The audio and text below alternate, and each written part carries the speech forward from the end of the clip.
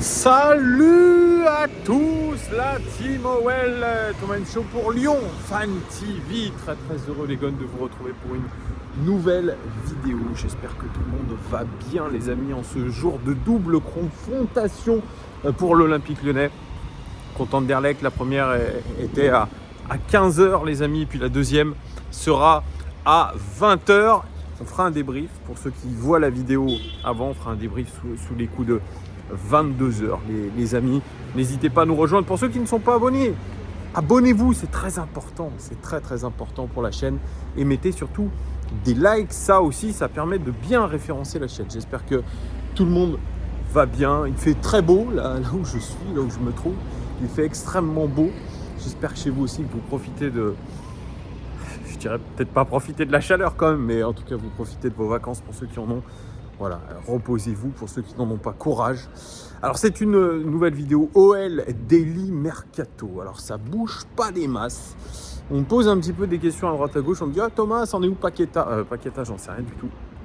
Je sais juste qu'il va retrouver sa place parmi les titulaires. En fait, l'équipe UD qui jouera contre Anderlecht tout à l'heure à 20h.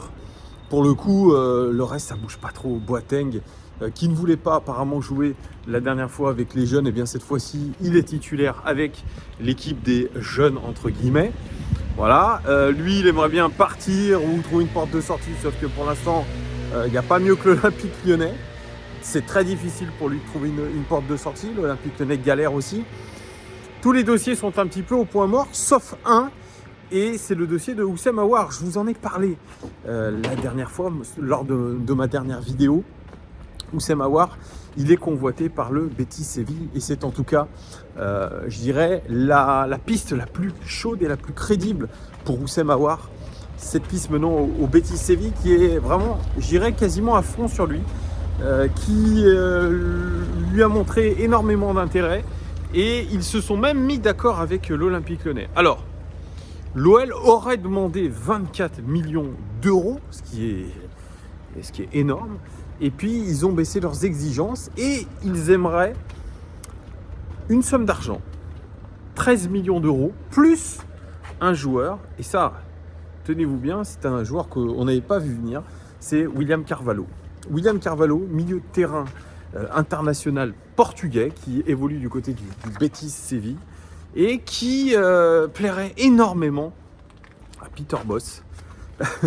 Alors ça me fait rire parce que ça me rappelle un petit peu quand mon pote JP avec qui je faisais les vidéos au début en parlait et disait « Voilà là, William Carvalho, c'est option lent ou lent ». Et c'est vrai que William Carvalho, les seules fois où je l'ai vu jouer, alors je l'ai vu jouer quand même un certain nombre de fois quand même, puisqu'il est...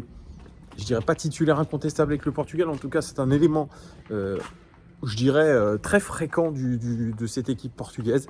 Il est régulièrement appelé en équipe du Portugal, William Carvalho, et puis c'est quelqu'un qui commence à avoir une certaine expérience européenne, et notamment des matchs de Coupe d'Europe, que ce soit en Europa League ou en Champions League. Donc c'est un milieu de terrain, un joueur qui a roulé sa bosse.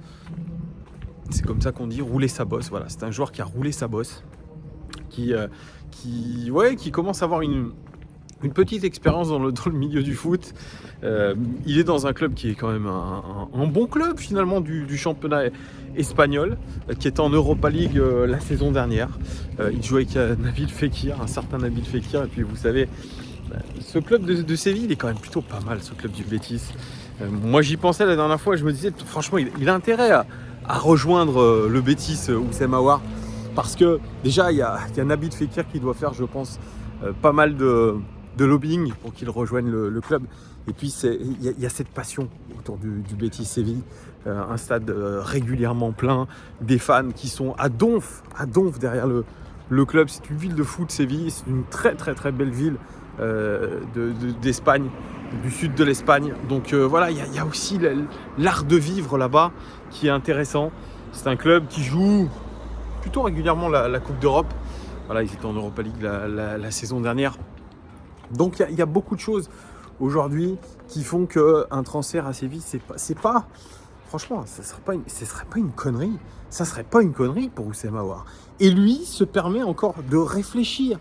il réfléchit, Oussem Aouar, il réfléchit parce que à Lyon, c'est vrai, il y a du confort, il y a tout ce que vous voulez, il y a ses potes, et puis peut-être que lui aussi, il s'imagine plutôt aller dans un grand club. Il s'imagine encore aller dans un grand club. Je crois qu'après les saisons qu'il vient de vivre, un petit peu délicates sur le plan physique, sur le plan émotionnel aussi, sur le plan mental, ça a été extrêmement éprouvant pour lui ces dernières saisons, eh bien, je pense qu'il faut un petit peu mettre l'ego de côté et se dire que un club comme le Betis Séville, c'est un club qui permet de se relancer, c'est un club où on peut voir un avenir radieux. Voilà, il y a cet exemple Nabil Fekir qui est extrêmement criant. Donc, toutes les conditions aujourd'hui sont réunies pour que Oussem Aouar puisse faire de belles choses du côté du Betis Séville. Alors, bon, moi, il y a quelque chose que je ne comprends pas. J'en parlais juste avant, je suis désolé. C'est peut-être pas trop... Ma vidéo, elle part un petit peu dans tous les sens. Mais William Carvalho, il plaît apparemment à Peter Bosz. On se dit, mais putain, il y a pléthore de joueurs dans notre milieu de terrain. Ce qui voudrait dire qu'en gros, si Peter Bosz veut William Carvalho, c'est donc pour remplacer numériquement Oussem Aouar, et c'est surtout pour le mettre en tant que sentinelle.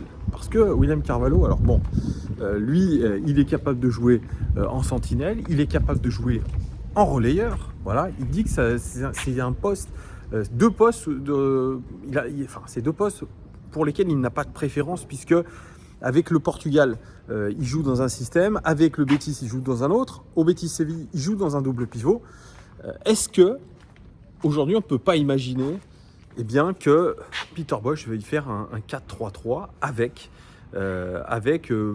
Tolisso et Cacré devant et en point de basse William Carvalho? C'est peut-être possible, mais à ce compte-là, si Paqueta reste, que fait-on de Paqueta? Est-ce qu'on le met sur la touche? Enfin, il y a des trucs que je ne comprends pas trop. Pourquoi vouloir recruter William Carvalho? Franchement. Et encore en sentinelle, moi je vois, si on devait vraiment avoir un joueur en sentinelle, peut-être aussi pour remplacer Thiago Mendes qui a été repositionné, parce que le poste préférentiel de Thiago Mendes c'était quand même devant la défense. Moi j'aurais plus vu un joueur un peu plus créatif que William Carvalho, qui est un joueur effectivement lent, et c'est ce qu'on lui a d'ailleurs posé en conférence de presse. Qu'est-ce qu'il pensait du fait que beaucoup de personnes, d'observateurs, pensaient qu'il était lent? Il dit franchement, j'en sais rien, moi mon entourage ils me disent que je suis pas lent, enfin voilà. Mais lui juge en tout cas sa saison au Betis Séville comme une excellente saison. Donc il a jugé sa saison comme ça. Il dit c'est peut-être pas sa meilleure saison, mais en tout cas c'est une excellente saison. Donc on récupérait quand même un joueur qui a 30 ans, les amis, 30 ans. Il fait 1m87, il a joué 20 matchs titulaires avec le Betis, 13 en tant que remplaçant, donc pas titulaire indiscutable, 1806 minutes de jeu, 2 buts, 3 passes décisives pour William Carvalho, 4 matchs d'Europa League, 4 matchs titulaires, voilà. Il a aussi joué tous les matchs de Coupe du Roi, ça aussi c'est important. Et puis il a été noté en moyenne par whoscored.com à 6,70 sur 10, ce qui n'est pas exceptionnel, on va pas se mentir. C'est pas incroyable, alors ses caractéristiques, c'est qu'il est très bon dans les passes, il est très bon dans les tirs de loin. Ça c'est peut-être aussi ce qu'on recherche, même si on a aujourd'hui Tolisso qui est capable de bien tirer de loin. Il est bon dribbleur aussi. Bon, des dribbles notamment pour sortir de la pression. Il aime bien dribbler d'ailleurs. Et il est bon aussi sur les tacles. Voilà ce que je peux vous dire sur les caractéristiques de ce fameux William Carvalho. Mais moi je comprends pas trop. Il y a sûrement une idée directrice derrière. Comme je vous ai dit, de remplacer déjà numériquement Oussem Aouar et surtout essayer de trouver aujourd'hui un autre profil qui est capable de jouer devant la défense, qui a une certaine expérience du haut niveau, qui a roulé sa bosse, qui est international. Je pense que c'est comme ça qu'on va le présenter. Lors de sa présentation, c'est un joueur vraiment aujourd'hui sur qui on peut s'appuyer. Moi je sais pas pourquoi ça me fait toujours penser aussi à Danilo Pereira. Bon, vous allez me dire, Danilo Pereira c'est pas le joueur sur qui vous dites waouh, quel milieu de terrain, et pourtant il est au Paris Saint-Germain, il a fait ses matchs. Donc bon, William Carvalho, dans le contexte actuel, pas de Coupe d'Europe, avec un profil avec beaucoup d'expérience, avec du vécu, avec une certaine aisance technique quand même, internationale, 30 ans, il lui reste encore peut-être 3-4 ans au plus haut niveau. Bon, je vais dire pourquoi pas. On essaie de construire un effectif équilibré, mais ça dépendra du système de jeu. Alors, c'est la vraie question de savoir comment veut jouer Peter Bosz. Comment veut-il faire évoluer notre équipe? Moi, c'est la question que je me pose. 4-3-3, 4-2-3-1, 4-4-2, jouer à 2 attaquants. Pour l'instant, on ne sait pas trop, et ça dépendra du départ ou non de Paqueta. Que fait-on de Paqueta?